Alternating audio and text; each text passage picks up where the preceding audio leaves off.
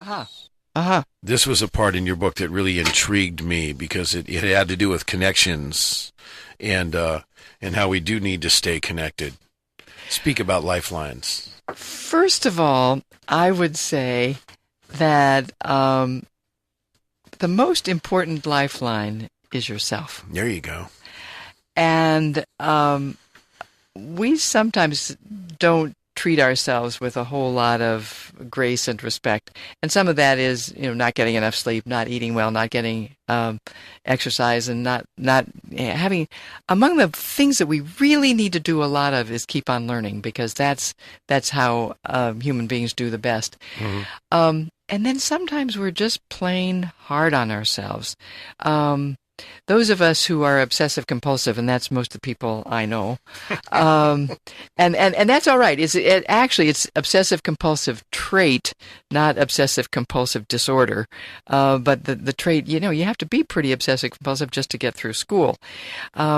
However, we are also pretty hard on ourselves because we would prefer to be perfect. We would prefer to fix everything or control everything, and it turns out we know at some level in ourselves that we can't do that. We're not perfect.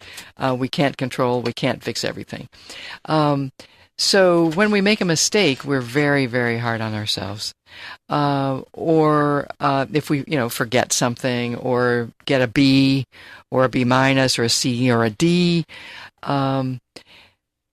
somehow we need to shift our thinking and say, we are our most important resource.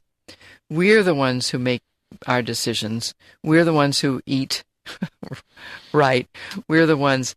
And they're actually people I know, and I'm impressed with them, who look in the mirror in the morning and say to themselves, I love you. I love you. Or you're okay. Or they laugh at themselves, or they think highly enough of themselves that they have a conversation with themselves, just like you do sometimes, and just like I do sometimes. Mm-hmm. That you're a reasonable person to listen to. You've got good judgment.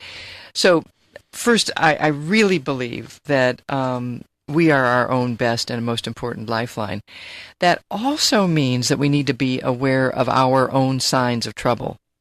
That when something is amiss, which is back to awareness, we need to know our own selves. Now, part of awareness is also knowing our dear ones or our friends or neighbors, and when they're in trouble too, and to be aware enough about others so we can reach out and help them. But some people get grumpy. I was talking with somebody the other day who said the busier she gets, the grumpier she gets with her husband, so much so that she finally gave being grumpy with her husband. She gave it up for Lent. But at any rate, apparently it must have changed, helped the marriage quite a bit. But knowing that, when you're grumpy, that means that you're overburdened. Or some people get headaches. Some people get belly aches. Some people stop exercising. Some people start eating too much. Some people stop eating. And sometimes it's, all of those things. Yeah. So that the lifeline, knowing that we're the most important part of our lifeline, is what are our own signs of trouble. And one of them, and I would just say, is losing a sense of humor. How can folks be aware of those kind of changes that come on to them? I guess it does come down to the 4 steps. You have to be aware, get aware of what's going on, reflect back on it, have a conversation with someone or yourself, and then plan and act. I guess do something about it. I mean, that's what we're kind of oriented toward, doing something about it. Somehow or another, either we have to recognize our own signs of trouble, or our own loss of creativity, or our own feeling bored. Boy, boredom is a major element that gets people exhausted. And it also, is there a lot of that still going on? No, yeah, there's a lot of busy though. Yeah, I know, but you can still be bored and busy at the same time. You say, this is the same old. I'm having to earn a living. I hate this job. I haven't done anything new for a long time, but I have to keep earning a living. That's when you're starting to feel pressed, and you feel you can't take risks, and you get absolutely exhausted. The other thing is to listen to your friends. Sometimes people get so grumpy and so irritable that people stop calling on them. They don't get invited to parties anymore. And then sometimes a friend says, gee, I've just noticed that you're frowning more. Or, gee, I noticed that you're crying more. So that the whole lifeline, sustaining yourself, sustaining your friendships, because they are part of the web of our lives, and remembering your values. Those are the lifelines that can keep us firm and sturdy and regain our footing.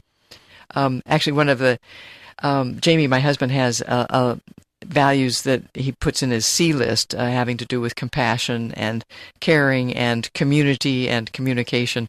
I have an F list, which is not all of our values, but anyway, life is brought to you by the letter F, and it is not what you think it is. But it's family and friends and faith and fun and forgiveness and flexibility.